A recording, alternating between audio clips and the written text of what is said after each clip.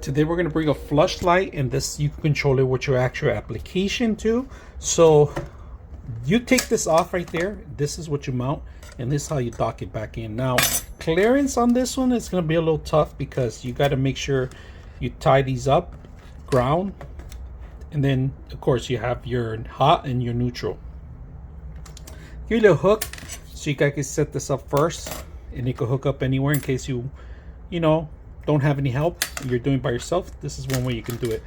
So we're gonna set this up. I think I'm gonna mount a little bit higher and maybe add a little more elevation so I can actually input this right. So let's see how it works.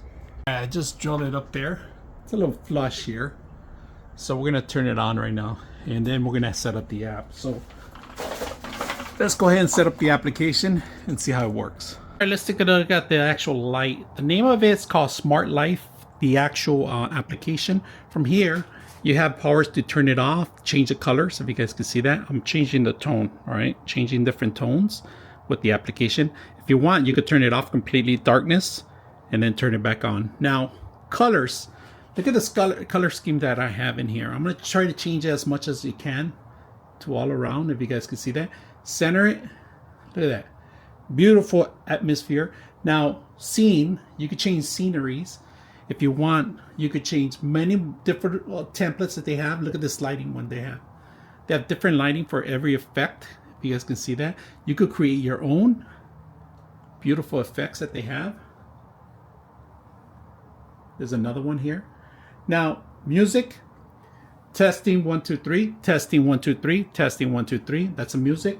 And then we go back to white.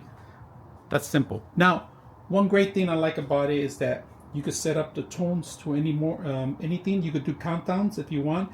You could turn them off. You could actually set up schedules to turn on the actual light itself. You could set up binaries, power behavior, and I like pretty much the scenes. These are a lot, but if you're tired of these, you can always download some more, or you can create your own too.